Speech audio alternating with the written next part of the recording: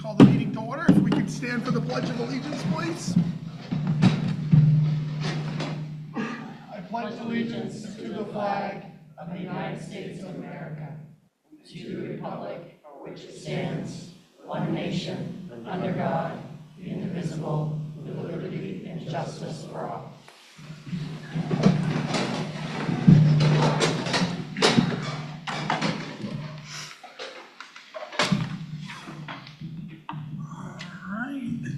All votes tonight. I don't see any board members online, so they'll be taken by a show of hands.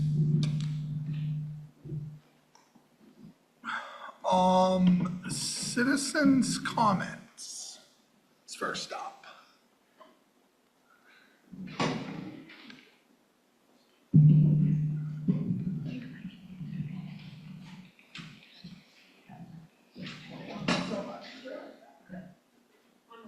I'm non-resident.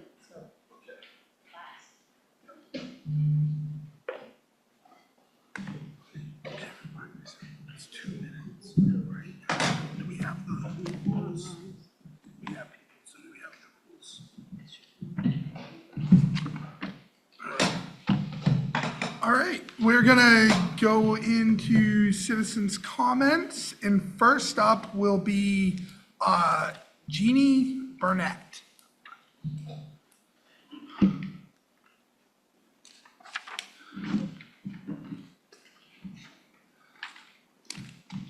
Hey there. My name is Jeannie Burnett. I'm the parent of a child at Wayne Elementary. I just wanted to say that I hope we'll hear more specific information tonight about why, I was reading through that packet from last time, why the unfilled positions of assistant superintendent and middle school assistant principal are of a greater value to students and to the student outcomes than the role of elementary school principal. I guess just from an outside point of view, they all seem so structural to the student success. So I'm just hoping we'll hear more specific information about that either tonight or at some point in the process. Thank you. All right, thank you. And then next up, Michelle LaForge.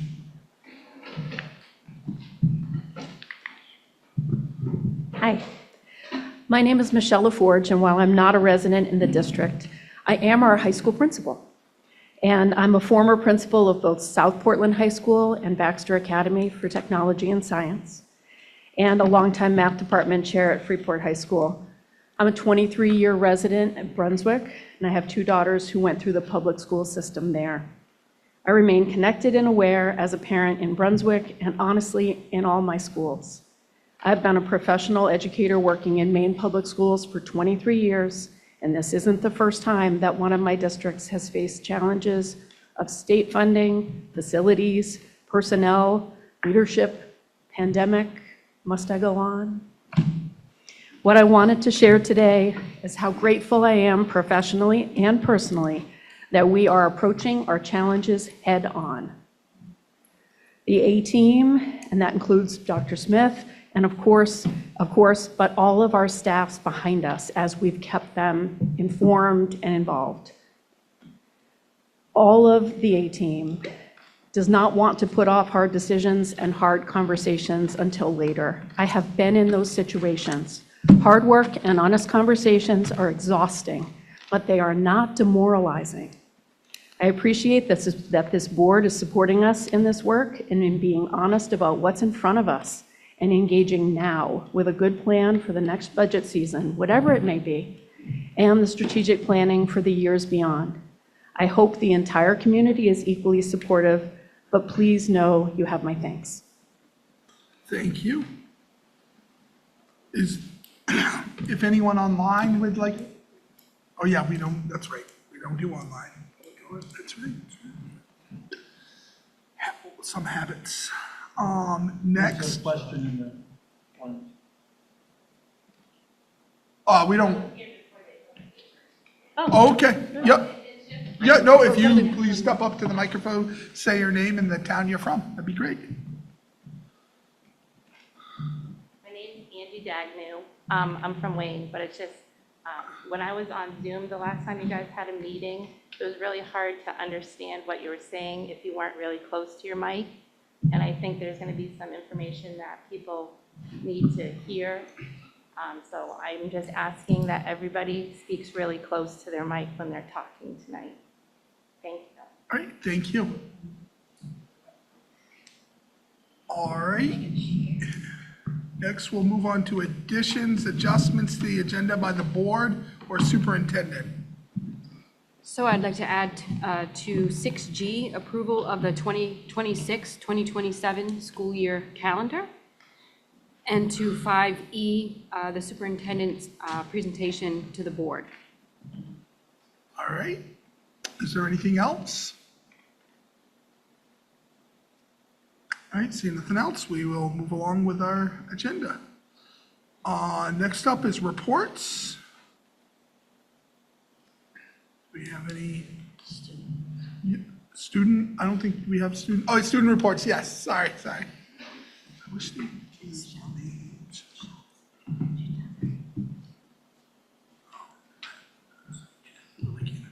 Hi, I'm Avery, and on behalf of the Student Senate, I'd like to share a brief update about Winter Carnival, which took place last week at Marinka Community High School. Winter Carnival is one of our most anticipated traditions of the year and is a week dedicated to building school spirit and strengthening our community. Throughout the week, students participated in a variety of activities and competitions representing their grade levels. Some of the most popular events included hallway decorating, grade level dances, and our daily spirit dress up themes, which brought a lot of creativity and energy into the building. It was great to see many students and staff getting involved and showing their school pride. One moment that really stood out came at the end of the week when the final results were announced. The senior class showed incredible sportsmanship, standing and applauding the junior class for their win. It was a great example of leadership and a reminder of the positive role models our seniors are for the underclassmen. Winter Carnival is a tradition that highlights what makes Marinka special: strong student leadership, supportive staff, and a community that values connection and school spirit. Thank you. Thank you so much. We also have a celebration. Michelle LaForge? That was it, and she Okay. said it better than I could. Okay, great. Well, it sounded like Winter Carnival was a lot of fun. We were coming out of a meeting, one of the evenings of many of meetings we have, and there were students practicing their dance, so I'm sure the dance competition must have been something. So, That I hope was recorded. I was like, that's dedication. I mean, it was like 7:30 at night, and there was students coming out, and they were practicing. All right, so there's a lot of reports that were in our folder, so make sure hopefully you've taken a look at those, upcoming meetings, and all that. And then, so next, we have, presentation.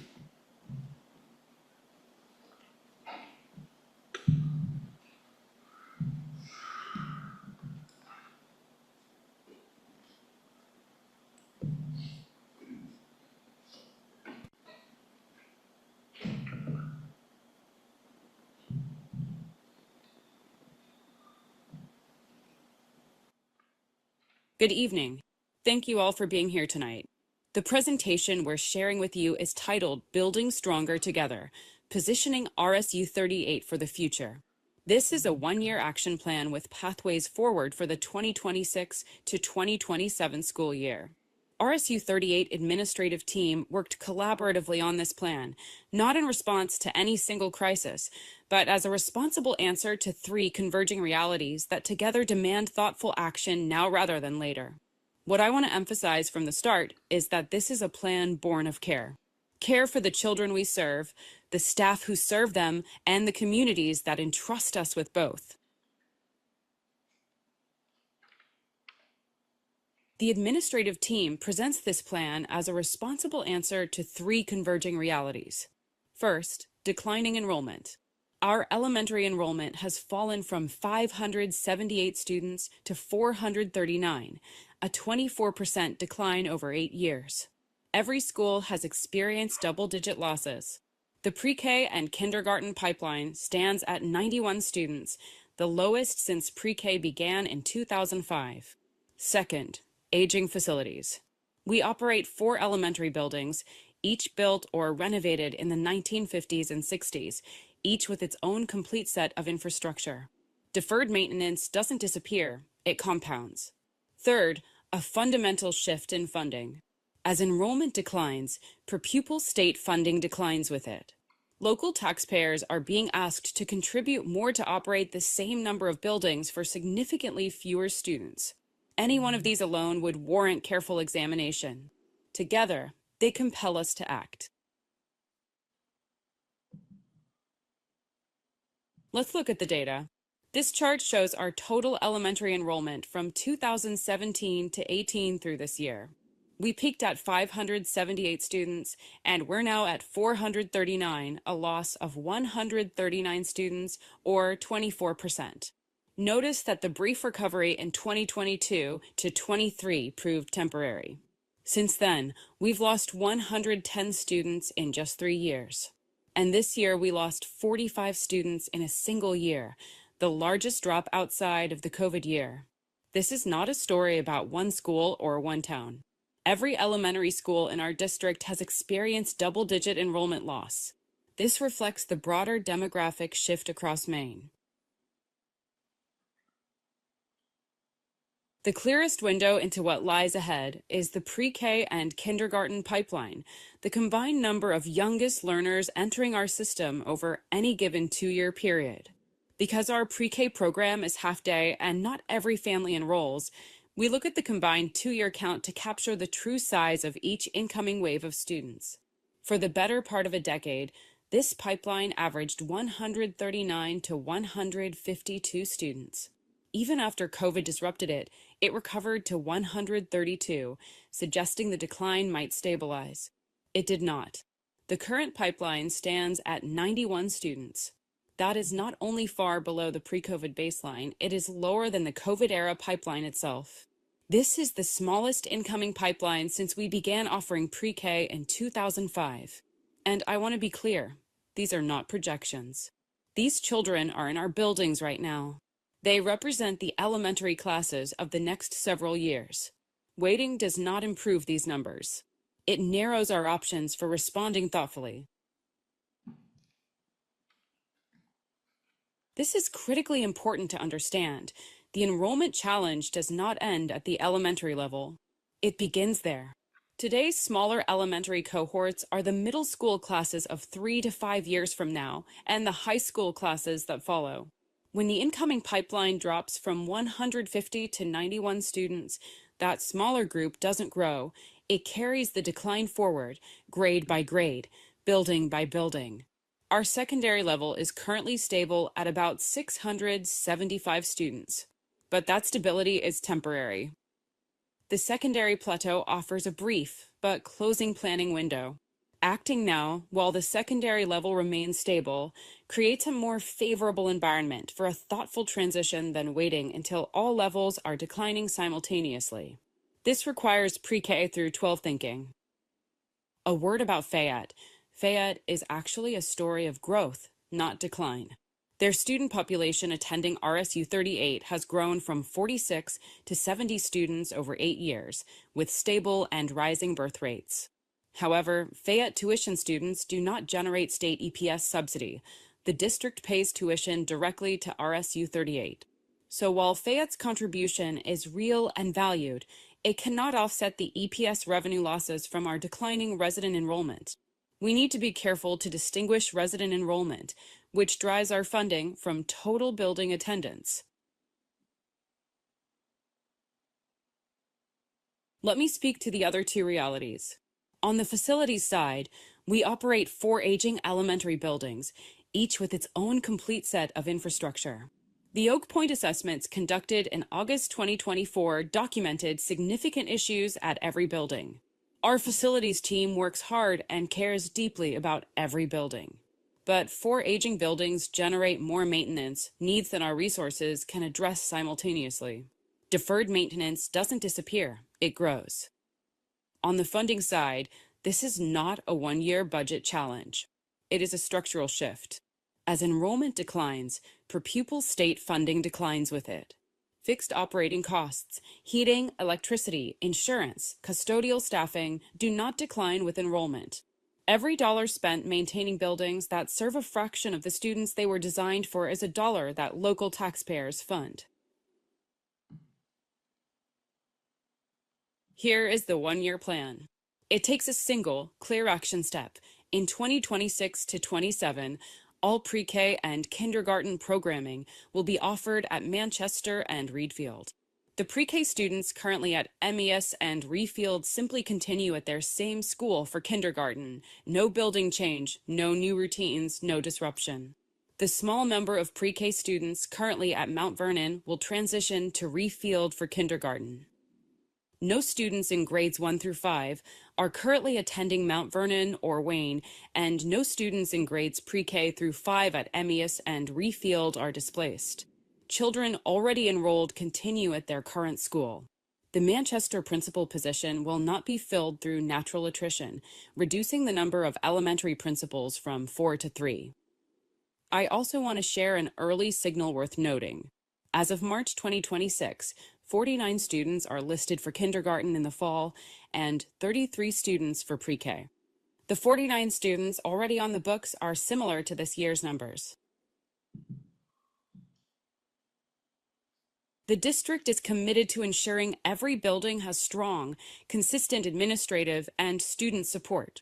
The two receiving schools, Manchester and Reedfield, each have a dedicated, full-time principal. For Mount Vernon and Wayne, the shared principal follows a structured schedule. On staffing, with 49 current kindergartners, we are projecting that first grade sections at both Manchester and Reedfield will move from 2 teachers to 1. We are also watching several other grade levels where class sizes of 10 or 11 students may consolidate. As those patterns clarify, it may create the conditions for a seasoned classroom teacher to step into a student support role, providing additional daily on-site support at Wayne and Mount Vernon during the transition. And in every building, every day, regardless of the principal's schedule, there is a full-time administrative assistant, a designated teacher leader, dedicated nurse coverage, and a full complement of classroom teachers and support staff. No building is ever without multiple known, trusted adults who can respond to students' and families' needs. Scheduling across all 4 buildings, including school counselor, social worker, and nurse supports, will be carefully coordinated and communicated to families, staff, and the board. The goal is simple. Every child in every building has access to administrative leadership and a known, trusted adult every day of the school year. The people who make our schools work, principals, teachers, interventionists, educational technicians, nurses, counselors, custodians, and administrative assistants, are at the heart of everything this plan seeks to protect and strengthen. This plan accommodates staffing reductions primarily through natural attrition, retirements, and resignations. While we cannot guarantee that every position will be preserved solely through attrition, the district will make every effort to retain our valued employees. If difficult decisions arise, they will be made transparently, with as much advance notice as possible, and with genuine care for the people affected. Where transitions occur, we will invest in the support needed for their success. This includes targeted professional development to prepare staff for new roles or grade levels as needed, mentoring partnerships with experienced colleagues, time and space for collaborative planning before and during the transition, and ongoing check-ins to ensure staff feel supported, valued, and confident. This is not about asking people to do more with less. It is about creating the conditions where talented educators can do their best work, with strong collaborative teams, robust resources, and the professional growth that comes from embracing new challenges. The district's commitment to its staff does not diminish through this transition. It deepens. This plan deliberately limits its scope to 1 year of action. The decisions about years 2 through 5, including the fundamental question raised recently by many board and community members regarding how many elementary schools the district should operate, belong to the strategic planning process. Several possible options are on the table. First, maintaining 4 schools. If enrollment trends reverse or the community determines that neighborhood schools in all 4 towns remain the priority, kindergarten could be restored at Mount Vernon and Wayne. This preserves the current structure, but must address the fiscal and programmatic challenges posed by 4 aging facilities serving a declining population. Second, transitioning to 3 schools, phasing out 1 building while maintaining 3 active elementary schools. This concentrates some resources while preserving a broader geographic footprint. Third, 2 schools in a parallel model. Manchester and Reeve Field each offer the full elementary program, with Mount Vernon and Wayne winding down gradually over 3 to 5 years. Fourth, 2 schools in a grade band model. Manchester becomes the early childhood center for primary grades, and Reeve Field serves upper elementary, creating a structured pipeline through the district. These are not competing ideas. They represent the range of directions available to the district. The board, the strategic planning committee, and the community will determine which path best serves our students. The 1-year action step is compatible with any of them. The administrative team is proposing a comprehensive framework to organize the strategic planning process, engage stakeholders, and define the timeline. This is a 12-month process spanning March 2026 through March 2027. It is designed to be inclusive, data-driven, and reflective of the priorities of all 4 communities. The structure uses a 2-stage committee approach. A small planning-to-plan committee of 5 to 7 members will guide the consultant selection process. Those members then carry forward into a full strategic planning committee of 12 to 18 members, expanded to ensure representation from every town, every perspective, and every stakeholder group, including students. An external consultant will provide professional facilitation. This is particularly valuable when navigating sensitive topics like school consolidation, where outside objectivity matters. Community engagement is at the center of this process. Every town will have public forums. Surveys will reach all stakeholder groups. Focus groups will gather targeted input. This process belongs to the community. The process is organized into 5 phases. Phase 1, March through June 2026, is the planning to plan stage. A small committee will evaluate consulting models and recommend a consultant by June. Phase 2, July through August, the committee expands to 12 to 18 members, with representation from all 4 towns. The consultant comes aboard, reviews existing district data, and the full committee is oriented and co-designs the community engagement plan. Phase 3, July through October, is the data gathering and community engagement phase. Surveys go to all stakeholder groups. We hold public forums in each of our 4 towns. Focus groups bring in targeted perspectives. The consultant compiles and analyzes all data and emerging themes and presents them to the committee. Phase 4, December through January, the committee develops the strategic framework, mission, vision, core values, 4 to 6 strategic goal areas, measurable objectives, and action strategies. Phase 5, February through March 2027, the draft plan goes through board review, public comment, and final revision. The board votes to adopt the plan. The Planning to Plan Committee will evaluate several consulting approaches. A full-service model, where the consultant manages the entire process, including engagement design, facilitation, surveys, analysis, and plan drafting. A hybrid model, the consultant provides the framework and facilitates key decision point meetings, while district staff handles day-to-day logistics and scheduling. A facilitation-only model places the greatest burden on district staff, but is the most affordable. It works best for districts that have completed strategic planning before and have experienced internal staff. I want to close where we began. This plan asks our communities to consider meaningful change, and we do not take that lightly. Schools are more than buildings. They hold memories, traditions, and a deep sense of identity. We honor that and recognize the weight this plan carries for families and staff. But we also recognize our responsibility to the children in every community across this district. Enrollment has declined by nearly a quarter over the past decade, and the trajectory is clear. The question is not whether we will need to adapt, it is whether we do so proactively and thoughtfully, or wait until declining resources force reactive, abrupt decisions. This plan chooses the thoughtful path. It takes one clear action step while preserving the flexibility for the strategic planning process to shape what comes next. It redirects resources from stretched infrastructure to stronger, better resourced learning environments. And it ensures that declining enrollment does not reduce opportunity. This is not a plan born of crisis. It is a plan born of care for the children we serve, the staff who serve them, and the communities that entrust us with both. Thank you. We welcome your questions.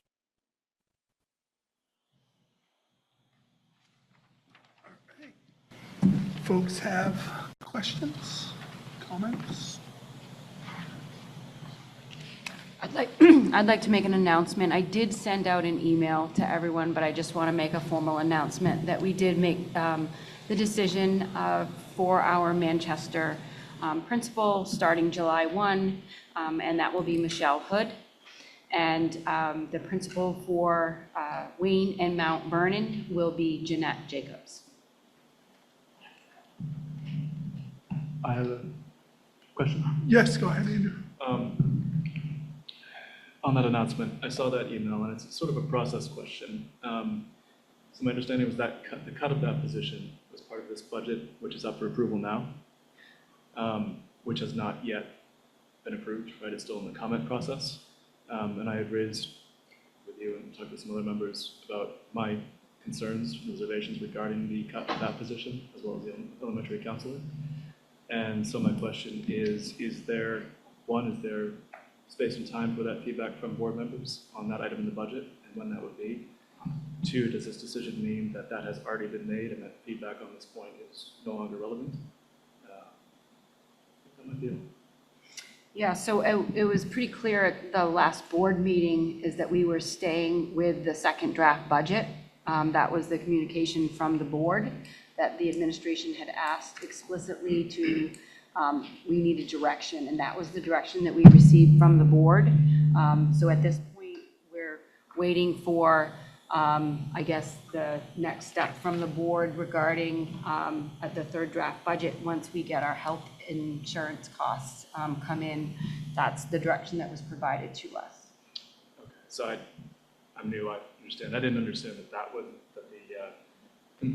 that meeting, I asked for a few more numbers, like the counselor load, current elementary counselor load, that I thought would inform this, and I thought there was further time in that. So is there essentially no further time for comment or input on the principal position I'm going to from board members? Chair Roderick. I mean, there's always time for comment on it, but as things move forward, decisions have got to be made for the folks that are in those positions. I mean, positions could be added, or positions technically could still be, added or taken away. So, I mean, until we vote on the budget, I mean, my opinion is if we give guidance to move forward and then we pull guidance back, it's a little, that makes this process pretty rough. But I mean, until we vote on it and it's final, anything can be done. Okay. And so when would be the most appropriate point for me to give feedback on the principal and counselor positions? We're in discussion on the budget right now, so. I mean, this isn't a budget workshop. But we can still, we're having discussion. Yeah. I'm happy to save them for next, we have a budget workshop this coming Wednesday, is that correct? Or is that just for the budget? The 18th is the Budget workshop. budget workshop. And that's the full board. Would it be more appropriate then, or should I talk now? If, Yeah, the sooner the better. yeah, I mean, we can talk about it now. I mean, we have to talk about it even though it's not a workshop yeah. Okay. So please and proceed. it sort of connects to some comments on the committee, because the concerns tie into the removal of the kindergarten. The feedback that I've gotten, talking to community members and talking to people who have been principals in other districts before, one who had worked as a principal in a split school, has generally served to raise my concern around the loss of a principal. the input that I got was two things really caught my notice. One was input that the principal was hired for Wayne Elementary because there was low morale among the teachers, difficulty with retention, and the principal was hired to address those issues. And what I've heard is that it seems to have worked, and there's high satisfaction with that. So I have concerns about moving back on that, both for the effects themselves and also for the potential of essentially seeming like we're not listening to feedback that people have given. And I know that it was COVID origin funding, but as I've contended, I don't think the merit of a position should be evaluated based on its funding source. It should be evaluated based on the impact it has in the community. My second concern, and the other thing I heard that concerned me was an experience from a principal who said that they had been split between two districts, and that it had been a bad experience for them because whenever there was an issue at the other school, they basically had to just be like, sorry, there's a student conflict. The administrative assistant can't handle it. That's not their job. There's no principal at that school.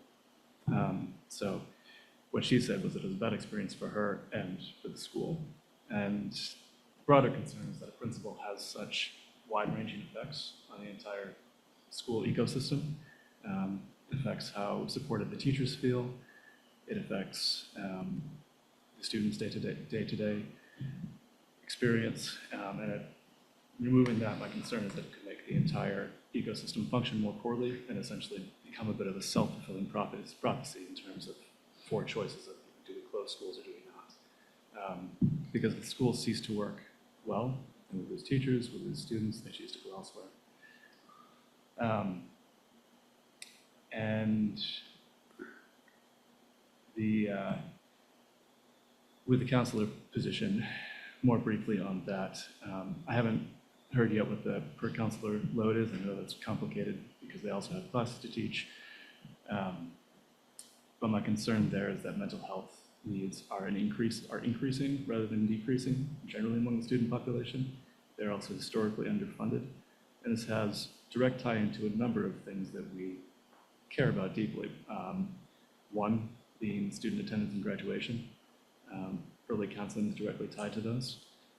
Two is behavioral incidents and school violence. Having counselors intervene at early ages is also directly tied to those. And so removing a position at that key level, I guess without seeing that people really have plenty of space in their schedule, which is typically not the case, concerns me as well. And in terms of trying to reach tier 3 goals through attendance, the counselor has an impact on that. And the principal, I think, also definitely has an impact on trying to move Wayne and Mount Vernon up to tier 3 status.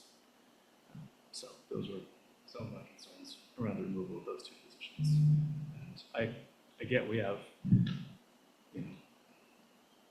to make hard decisions, and I appreciate all the decisions that you've made. In my feeling that those two decisions, the cost outweighs of the money saved. All right, thank you. Other folks, comments about budget-related, the positions tonight that have been talked about? Mr. Jones? What is the moving the pre-K students from Mount Vernon to Reed Field? Do you know what that number is? Well, actually, we don't because it comes in the pre-K screening, correct? Oh, so what's the projected load? Yeah. I think there's currently, there's 2 current pre-K. You're Okay. talking coming in pre-K? Yeah. So right now, I think we have, the total is 33, I think that we have across the district that have on the list for pre-K screening, Okay. about what we have now. Okay. And that will be the same, is that the same number for Mount Vernon? We've got 2 on the list, or is that even? I think they have 5 or so, Okay. 5 to 8 maybe. I'd have to look. There's 33 total across the district. And I know it's probably a larger expense here, but is the half day the reason we don't get more pre-Kers in because of the fact that you have to have a parent at home? I think that's a large reason, yes. Okay.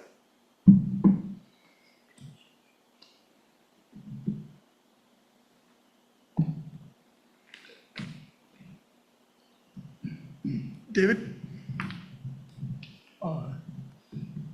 Personally, as I think I've said before, I'm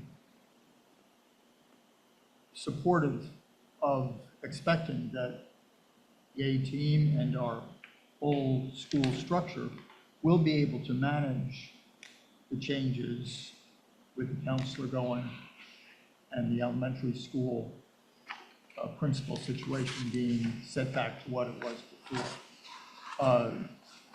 But I reiterate my concerns from before that go along with what was said, that we put, at least I, when I voted for that principal and that counselor, was basing it not on, oh, good, we've got more money. It was based on, we have reported needs in both those areas because of insufficiency. And so I remain concerned about it and looking forward to seeing in practice. For instance, the choice of Jeanette to go between the schools, I think that's an excellent choice. If we're going to do that, that's an excellent choice, having seen her at work. But I've seen her at work, and taking away 2/3 of that work at Wayne, hard to believe that that's going to not leave a hole. Yes, as was done before the principal was put in, people fit in. But as happened before, there's the danger of contrary, well, there is the hope that we're not going to be stressing those that are filling in for the principal absence, for the counselor absence, for the elementary teacher's absence in the other schools and so forth. But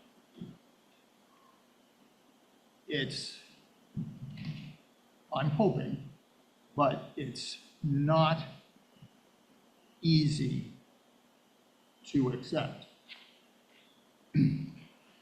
And and that's not even, I'm also concerned about losing the kindergarten, because we're already losing pre-K students that are not being enrolled because parents are not willing for them to go extra distances and be out of their community. We talk about various reasons that students that could don't enroll in our schools, and I don't want to be putting more pressure on the families and students by giving them more reasons. So I am willing to trust that, because I see that the team that we have at all levels in our schools and running them are amazing, that we can do this. But it's going to be, I think, a hard sell. And it's going to take a lot of proof that we're going to be doing this. And I'll back off now. Thank you. So I just want to also just be mindful of the time that it was a challenge. It was also right in the middle of COVID. And so I think managing two schools in the middle of COVID, yes, was probably a little more challenging. And there was a spike of, mental health needs and kids in crisis during the pandemic. And I want to not dismiss that need at the time was different than it is now. And, our enrollments are also going down. So there were higher numbers, and it was in the middle of COVID. And new to also trying to manage tier 3. And so when you're looking at all of those variables, I think, we can't not ignore those as also factors. Jeanette and I have had several conversations. She is the right fit for this. She is able to manage the tier 3. She's already processing ideas about how to coordinate and be efficient, and we're talking about how to get additional supports. I don't know how else to tell you that, yes, if you go from 3 school counselors down to 2, you're down to now 2 school counselors, and their caseloads are going to get larger. I don't know how else that's simple math if we only have 2 school counselors. It's not going to be an impact only to Wayne and Mount Vernon. It's an elementary district. And so we will have to look at student needs and make, decisions on where those supports are needed. It's not going to necessarily mean that it's a certain amount of time at one school or a certain amount of time at another school. We have to really take the look at the caseloads and the student needs, and then allocate our resources to the best that we can to make sure that we are supporting the kids across the district, and also utilizing our social worker, also utilizing the other supports that we have available depending on student need. We talked about the nursing needs shift from year to year. Wayne could have a very intensive student that needs nursing support on a daily basis, and Manchester doesn't. We have to allocate our resources where our needs are. And we need the administrative team with the support of the staff to be able to make those decisions, and trust that we are going to do what we need to do to make that happen.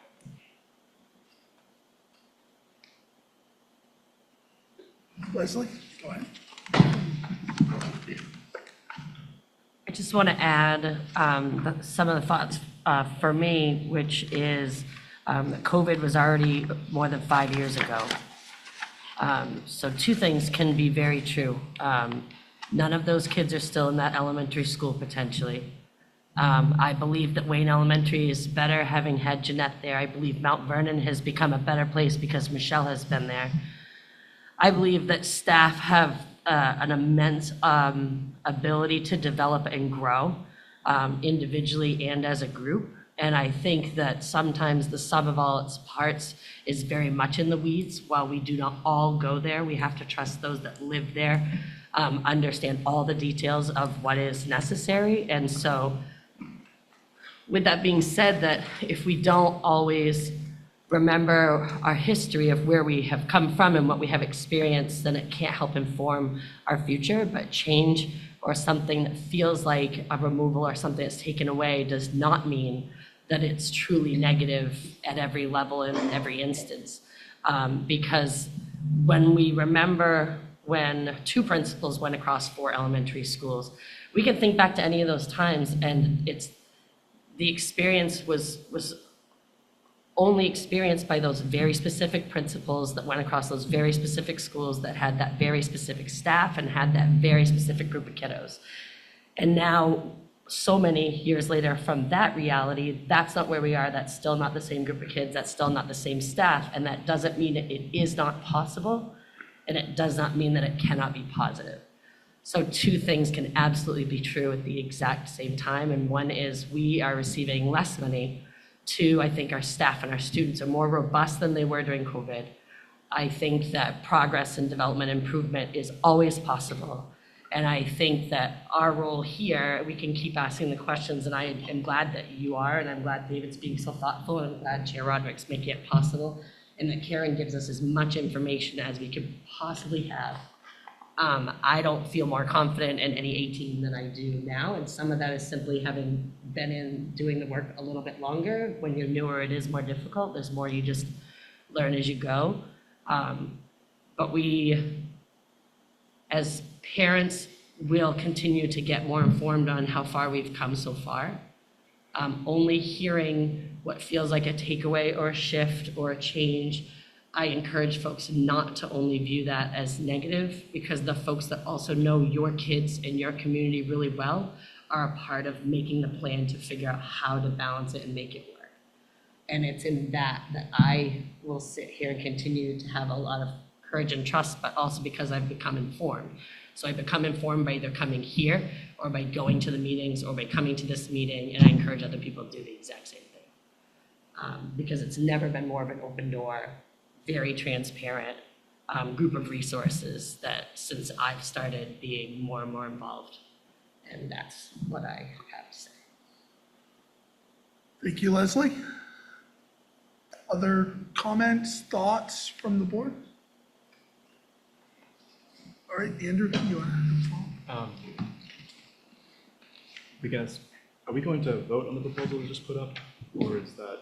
we're gonna have to give some guidance. That's how this process works each step of the Sure. way. Yes, Yeah, we're gonna have to give some guidance. Okay, great, thank you. All right, so some comments on that proposal rather Yep. than the previous one. Yeah, perfect. My question is, could you explain more what removing the kindergartens does now, since that doesn't actually say this, as you mentioned, like fewer students in the building doesn't mean we get to pay for less building. I have concerns around that, sort of echoing David's, that the reason I didn't send my kid to pre-K was because I had to drive from Reedfield for it, it's half day, you know, and that's like an hour and a half of drive, more than an hour and a half of driving every day for me. And my concern is similar, that we'll sort of whittle the schools to death by making them less attractive. So like removing the pre-K concerns me. It feels like it sort of helps to fulfill the prophecy of removing the school entirely. And so my question is, why do we need to do that now, given that it doesn't say this in the building space? And two other small things. One, just to clarify, the principal I talked to wasn't the one that was here during COVID. This was somebody who had had this experience elsewhere and had a negative experience. So nothing to do with COVID. And for the principal, for the elementary school counselor caseload, the number I'm looking for is simple. I apologize if I haven't communicated that well. I'm just looking to see how many students they see on a weekly basis. Like, do they see 30? I teach as many hours in classes. Do they see 50? Do they see 60? Like, standard social work caseload is supposed to be 50 per week. And so I understand they have counselors, so maybe less, but just to get an idea of like how well served our mental health needs are, to have something sort of concrete to go on, because the number obviously matters in that assessment. Right, so a school counselor is a little bit different than a social worker. And our school counselors do teach a rotation of, school, like tier 1 rotation, so they do some of that. They do small group instruction, social skills groups. They may have a student one-on-one. So their role can vary on the students that they're seeing. I mean, it could be different in every, each case right now with the way that they are configured. So, I mean, if you look at the population of the school, technically they service all the school. Or if they are working across 2 schools, they're technically serving, that is their caseload. I'm not sure how you want me to answer that question. I can investigate. I don't need to make everybody sit here and listen to that if it's a really in the weeds discussion. Yeah. I can deal with that later. I'm good now. Yeah. You all set? Yeah. You sure? Yeah. I just have a quick question. Yes. So prior to COVID, we had 2 school counselors, and then we added 1 that was before me, so just trying to get the numbers straight. There was 1 added. Yes, that is correct. Okay. So I just looked here, and so prior to so we now have 40 less students in Mount Vernon and Wayne, if that helps you. Thank you. Yeah, the Yeah. number I'm still looking for is like typically caseload for any behavioral health professional involved students they see regularly. Some students don't require, some students require more. And that's kind of what Yeah. the question I'm interested in answering, I don't know the answer to it, is student need being met in excess now? Or will removing the counselor cause a deficiency? To me, a deficiency in elementary school behavioral health services is serious, and so I'm just simply trying to find some sort of metric to it. I can assure you, we could have 10 counselors and make sure that they were always, they would have something to do. I mean, that's the reality. No school counselor would be just sitting, twiddling their thumbs. They would be able to be utilized at tier 1, tier 2, tier 3. Leslie? I would say that I think it might be a good metric to add here because we do have what comes from Sarah out of the upper level grade levels. It would be just as good to have similar metrics come out of the elementary schools in regular reporting. Further discussion, comments? Was there any response just to the question about what we gain from removing kindergarten now as opposed to at this point? So the administrative team, we shared that report, and through our conversations and making some tough decisions that we had to make because the board had said we had to get our budget down to a certain level. We met several times, looked over different scenarios, different, options of, how we're going to move forward with this budget. We made it very clear we didn't want this to be a situation where we felt we were being reactive. We wanted to take a proactive stance. We want to look to the future. And with all the information that we have been sharing about the declining enrollment, our aging facilities, our less state subsidy, and this is what we came up with as getting us on a path forward and then letting the strategic planning process to take it over and to really look at what does the larger community, how can we come up with what is best for Marana Cook moving forward.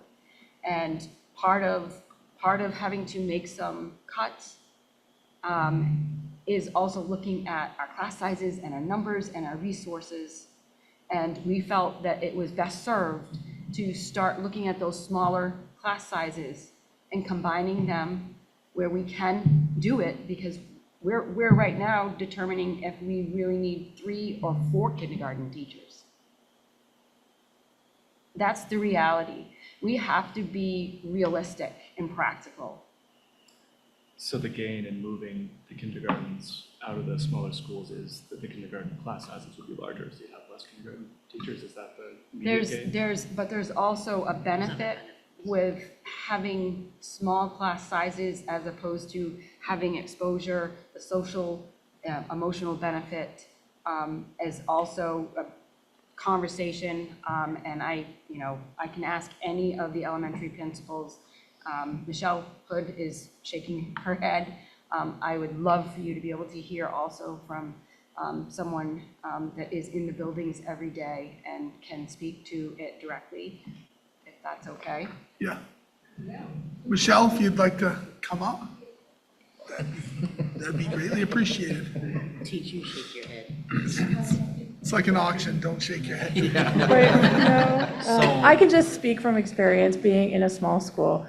A class size of 3 or 4, especially when you're talking about a kindergartner or a preschooler, they do not have room to learn any social skills or make friends I go down to Erica's class, she has 2. And if one of those students is sick, she has 1. And you have a teacher sitting at a table with 1 student for half a day. That's not healthy. That's not how you have students grow academically, socially, and emotionally. So I think if you're looking at class sizes of kindergarten of 3, I think it's time to look at alternatives for those students. Thank you. Michelle, do you know where people go with their kids if they aren't enrolling them in public school for pre-K? This has come up a couple times that people decide then not to enroll because they're going to go to a different school. I think Then there what are the kids Montessori doing? schools and daycares that offer some pre-K options.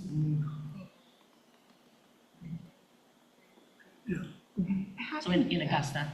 Yeah. Oh, a lot of Augusta, yeah. Yeah. It's good for the teachers to have somebody else in the building that's teaching. I taught kindergarten for 17 years. And when we were in a big group, when all the teachers in Topsom were together, you gain so much. Yes, Patricia, that's also been, Michelle didn't mention that, but that is another, Yes, I also taught 1 teacher for grade for many years. and It's lonely. It doesn't give a teacher room to grow, and you can't collaborate on student work and any issues that come up with student work or student issues in the classroom, curriculum, and staying on pace. You have to speak in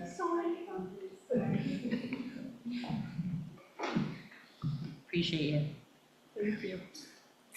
I didn't speak about teacher growth, but teaching by myself in Mount Vernon for many years, it is difficult not to have partner teachers when you want to stay on pace and have curriculum questions or look at student work or have student issues in the classroom. It is hard to be a solo teacher and grow as a teacher and perfect your craft and get support. Thank you. I think Abby Hartford was online. She had her hand up. I think she would like to speak, and I will grant that her the opportunity to do so.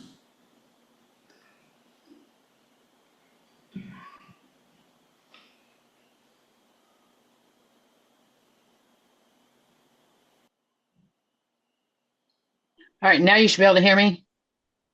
We can. Yes. All right. I just would add what Michelle was saying. When you have a class of 3 or 4, the dynamics among the kids are very, very limited.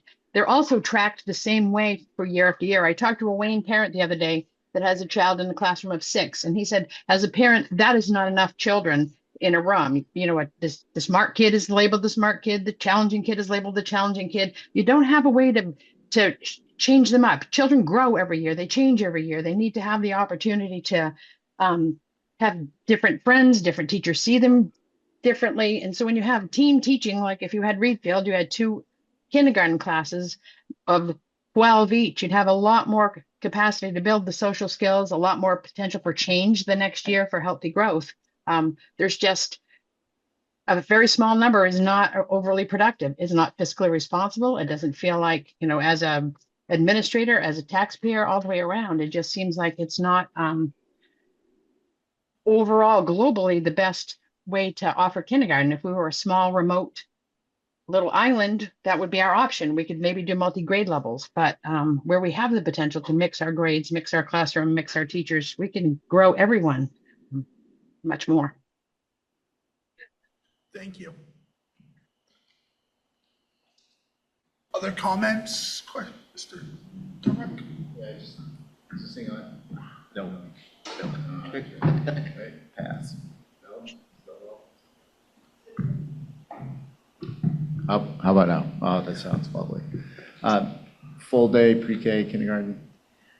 I Let's talk think- about that for 2 seconds. Yeah, so I think that would be a wonderful thing to bring to the strategic plan.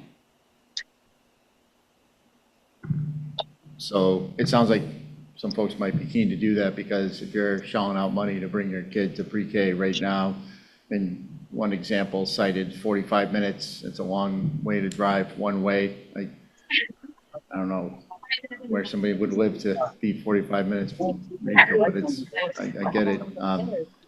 You got a chance to play. Yeah, I mean, but that would make some sense if there's some way that through strategic planning, we can consider some of these other alternatives that were brought up. What about, would there be possible to have after-school care? Some schools have after-school care for pre-K. It's just a suggestion. Yeah, I mean, we're starting to get in, it's a good, strategic plan type questions. These are great conversations. Well, but I think to the point that the superintendent has made with the next year going forward, we'll be having this discussion in 1 year from now that could alter everything that we've just talked about in another way. And I think that's really what it is. I don't think this is a solution. This is more of a Band-Aid, and we're gonna get stitched up with the strategic planning on how we really make the solid solution to go through what we really need to go through. Is that a fair assessment? I think it's a fair assessment, but I also think it's a bold step. Yes. And that the entire administrative team signed off on, to have the school board support, to get us on the right path with the strategic planning. And I say that when we first sat around the table, when I first brought the administrative team in, and we were facing, we're going to have to make some significant cuts. It was hard to even, it was looking at, oh my gosh, this, the negative. And then we started shifting, and the ideas and, that turning point for the administrative team to start looking at, this is an opportunity for us to be not reactive, but to feel proactive, and that we're responding in a productive, meaningful, thoughtful way, and that we're going to bring in, the community, and that we can, make Maranacook what we want it to be as we're addressing these challenges that we're facing.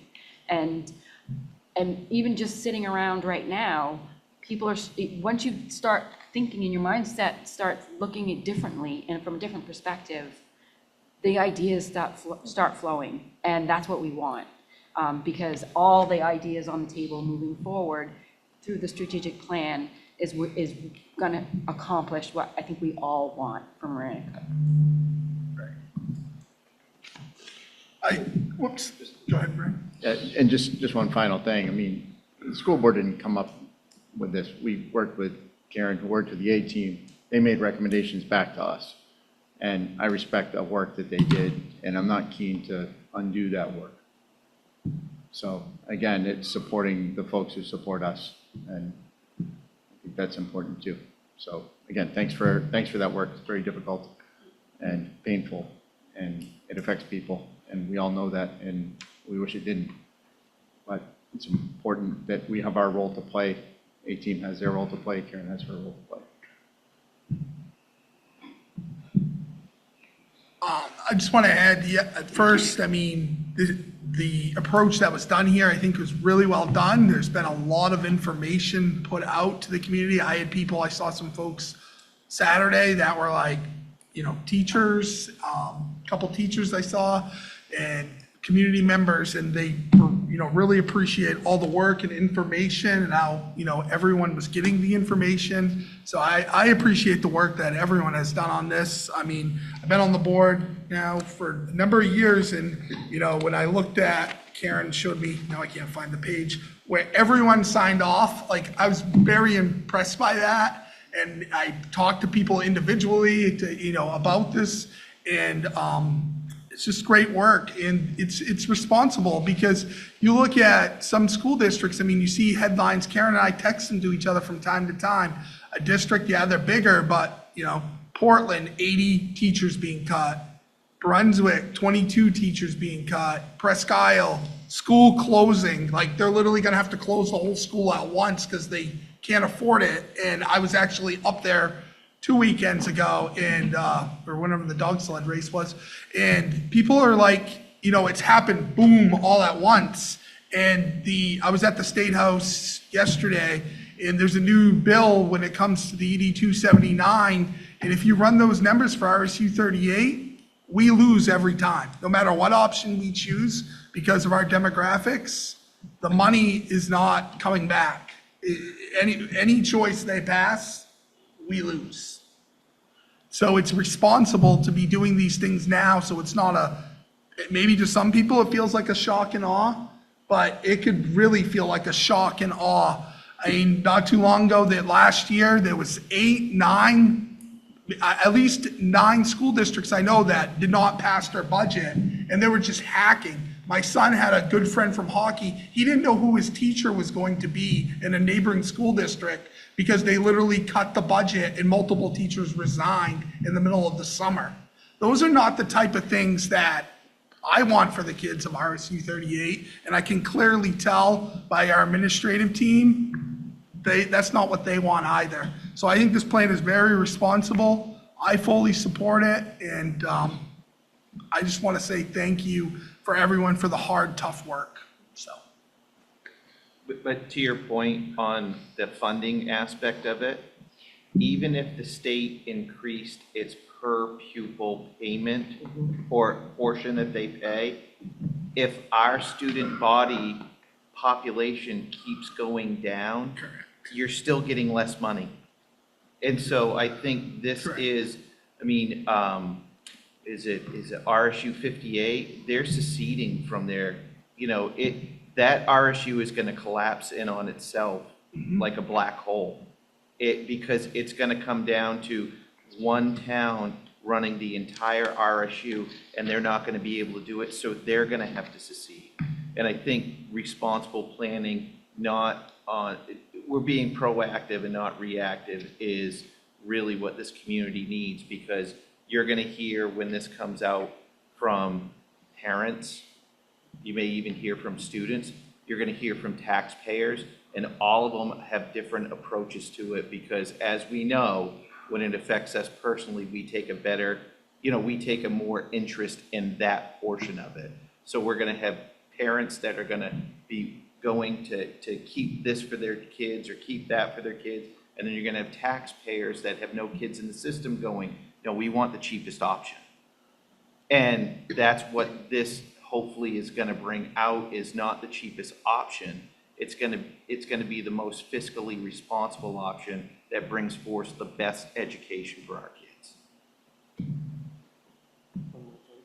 And that all parts of our district aren't going to experience some of the changes in the same way at the same time. So I know I previously talked about how the middle school will change. So for the next 3 years, the middle school, just given what numbers sit static today, will lose 82 kids. By the end of those 3 years, though, the high school has gained 37. Right, so those two schools then aren't going to be experiencing the need for the same types of adjustments and change at the same time, right? High school is about to grow. Middle school is about to go down, and we've just spent a considerable amount of time talking about elementary, because that's where some of the lower numbers are right now. We want people to have every chance to have the right resources, which consolidation can help with, having in-house shared resources instead of spread out shared resources.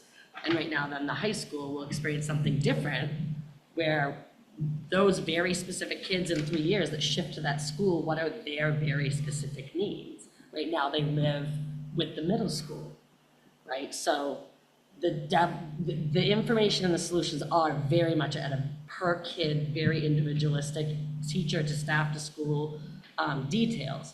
But we can't all live all the way to that place. But as parents, I know we live with however many we have, and those are our statistics. So do what you can to try to understand the bigger picture and the smaller pictures, many of them, and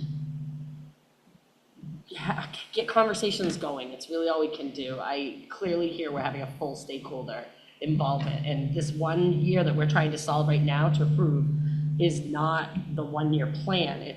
We have a big plan that we need to tackle. We just are doing it a bite at a time with as much forethought as possible. Correct. Any other comments, suggestions before we move forward? All right, we're gonna move on to the action items. And I'm gonna move an action item because we gotta make a decision if we're gonna move forward with this plan so that the folks that are drafting the budget can continue to do their work. So I am open to a motion on that. Of approving The- the proposed Yeah, plan as presented. presentation. Yep, with the pre-K and the strategic plan, right? Is that, yep, those two things, yes. If someone would like to make a motion? I move to approve the plan as read. Yeah, as presented. Second. We've had a lot of discussion, but I'll take more. All right, all those in favor?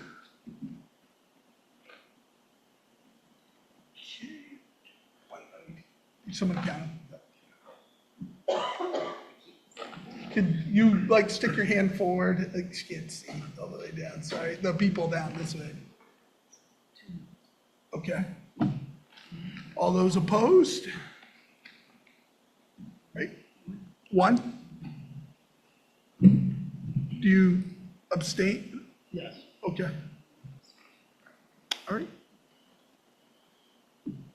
Thank you. Then we will go on to the approval of minutes from the February 4th, 2026 school board meeting. I move to approve the minutes of the February 4th, 2026 school board meeting. All right. Been moved and seconded. Any discussion? Seeing no discussion, all those in favor? Okay, any abstentions? I have one abstention. All right, thank you.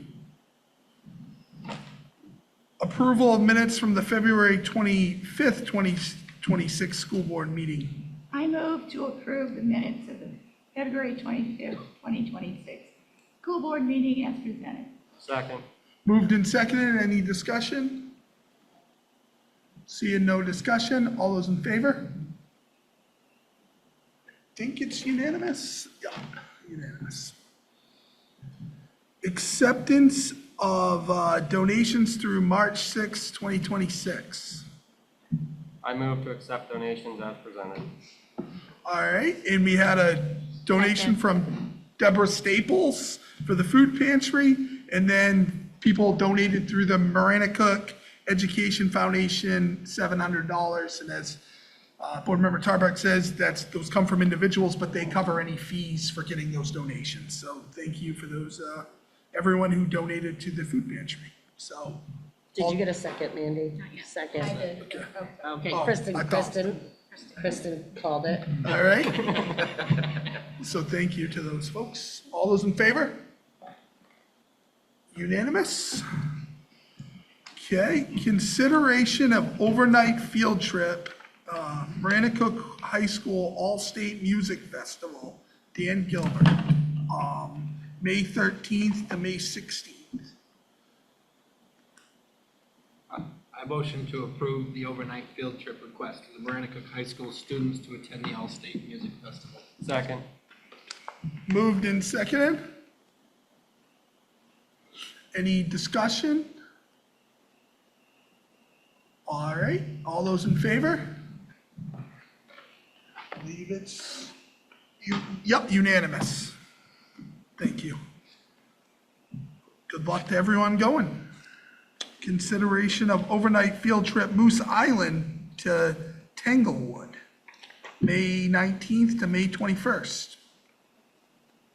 Actually, I have a question. Yes, Dan? Karen, I know there's, I think exactly what pool was coming from, but a certain amount of money was being divvied up in the middle school to each team for potential field trips.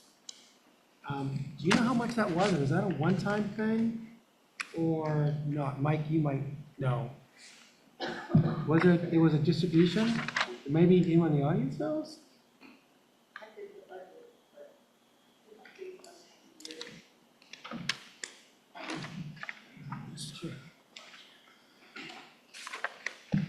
I was doing the budget.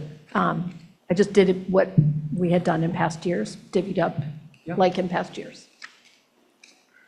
Okay. The team leaders helped me do you that. remember? I do not remember the numbers. Okay. But I did it in accordance with the advice I got from the leadership at the middle school to do it as we have done it. Okay. I think it was a fairly recent thing that was happening. But I'm being told by someone who remembers better. Good. Okay. That's all. I move to approve the overnight field trip request from the middle school Moose Island team to visit Tanglewood. Second. All right, moved and seconded. Discussion? Leslie? So these are separate bullets, Moose Island and Acadia both going to the same location. So I know this is the Moose discussion. Yeah. Nope, proceed. The cost per student is different for each team. And it's the same amount of time they're going, and I just was a little curious around it. I see the numbers that are around how transport may happen, but even if you divided that by the number of kids, it doesn't, math ain't math. The math is different because the Acadia team has done some more fundraising. So we're able to use the funds that we have raised through our community efforts in order to offset the cost. The entire cost for the trip is $200 per student. That includes the scholarships that we've received from Tanglewood. Because we've done some fundraising, we're able to offset about 5,000 of that and a little bit more. I'll rephrase my question. So I see on Acadia's that you had some fundraising, but on the form itself, it asks you to call out the cost of the activity per student, regardless of where funding is coming from. On Acadia's, it says $250 per student, and on Moose, it says $200 per student. It should be $200 per student. Okay. It may be that I made a mistake on that, and I will own that. That's okay. I'm sorry. I just wanted to know if there was something extra to it all, because I'm going to the same place. I'm like, oh, going to the same place. And then No. it wasn't coming together. Okay. No, Then we are charging different amounts per student Because to of different fundraising. families. Yep, I get it. I get that part. A statement of appreciation that the district is providing busing for the field trip, and that is something that didn't used to happen, and it makes a huge difference in affordability, and I think it shows, a problem-solving, creative mindset to support in a way that's really good. That's Thank you. also not what it says on the field trip form.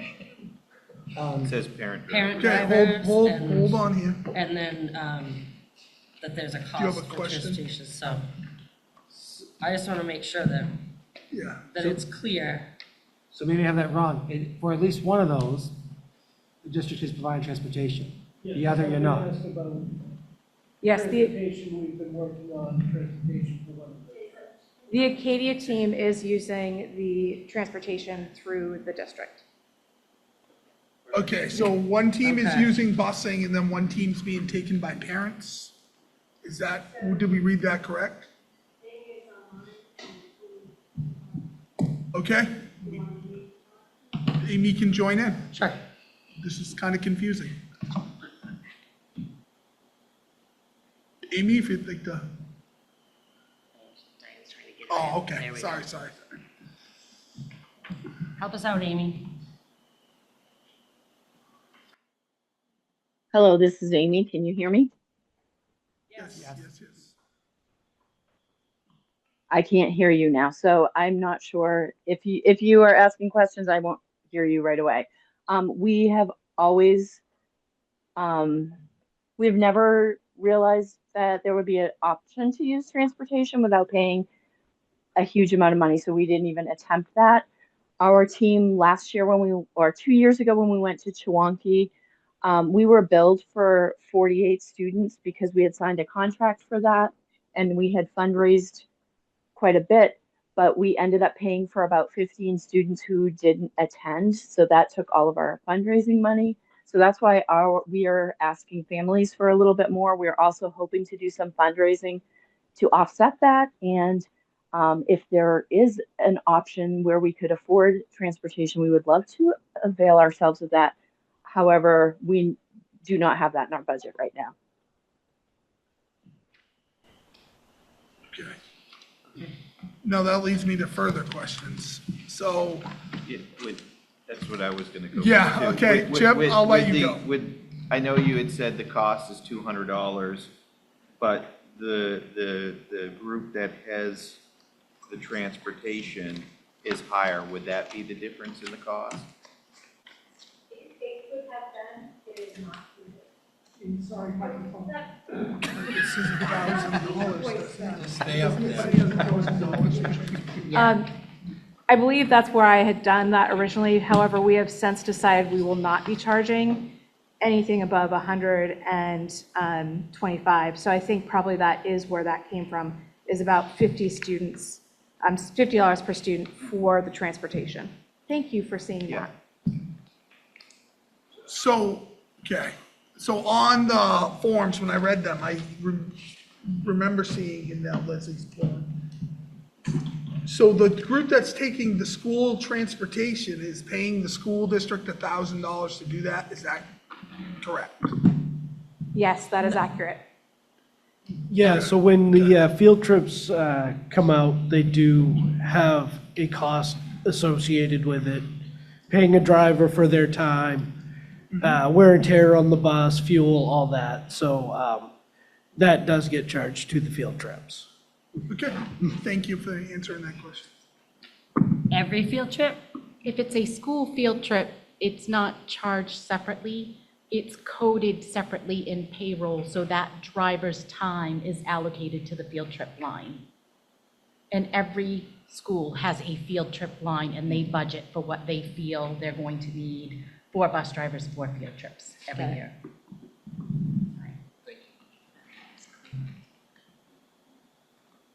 No, I still am not clear. Are students paying to use the district buses? Is that extra money? And I got you, Jason saying yes, and Mandy's saying it's just a line. So that's very confusing to me.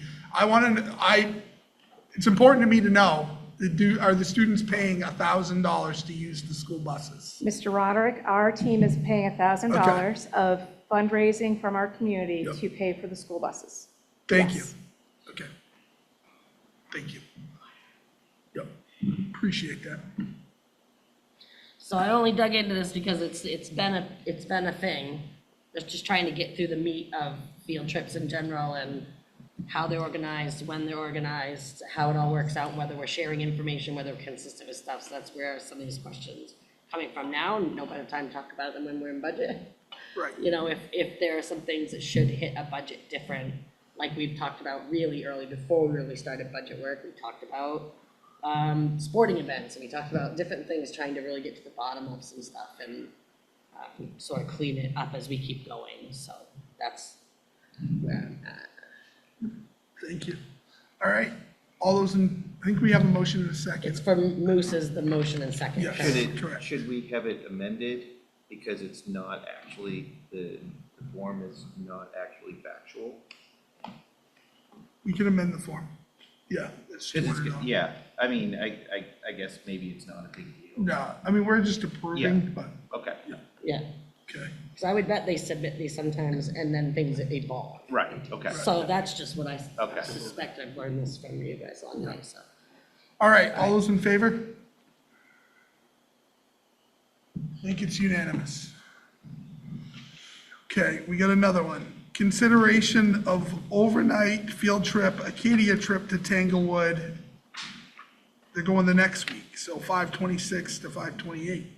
I move we approve the overnight field trip application from Acadia for Tanglewood. I second it.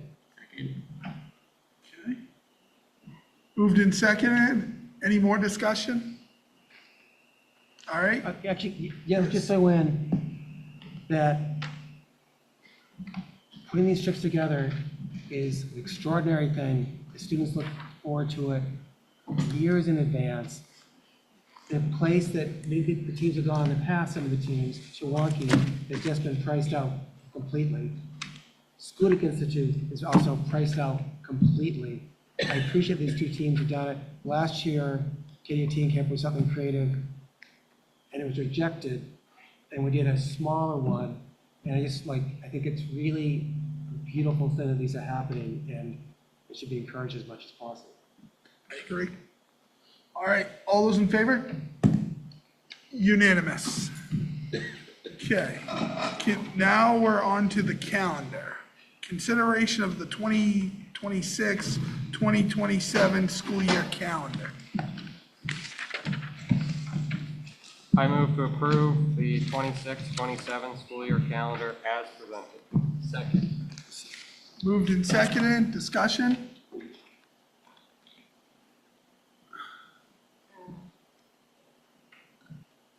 Leslie, go ahead. Only a call out, just so it's clear that graduation is on a Sunday. Graduation for 2027 is on Sunday, June 13th at the Augusta Civic Center. Perfect. All right. Any more questions from folks? So I haven't gotten a chance Kristen? to quite look over this, but I know this year we've had challenges with remote days and wondering how that looks on here, sorry, without seeing it ahead of time. I know you handled it, but I just need to say it on the record. Yes. Because it did just come to us today. Yes, and it was just approved last night by the regional superintendents, because we have to have a joint calendar by law that we have to submit to the DOE in June.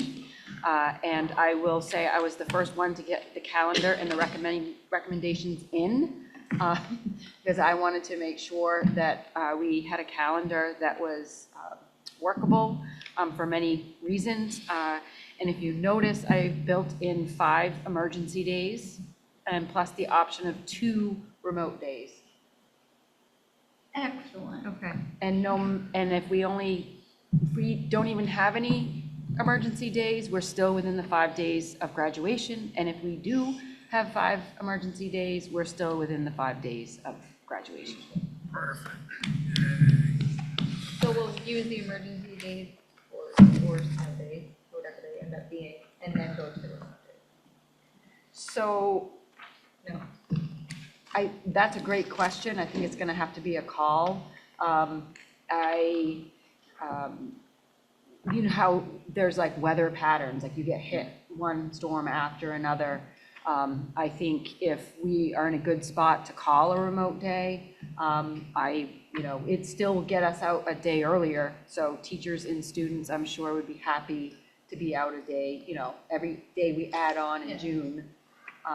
So it would have to be optimal situation to be able to call the remote.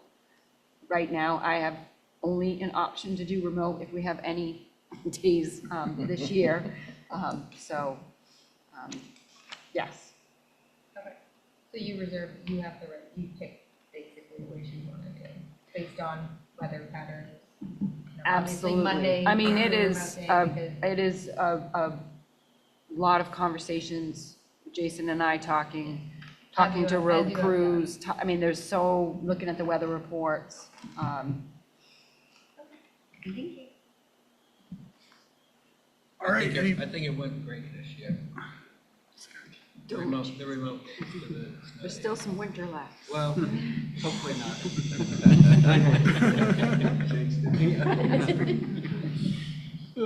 Thank you. Don't worry, we're not going to have to adjust graduation. All right, all those in favor? Unanimous.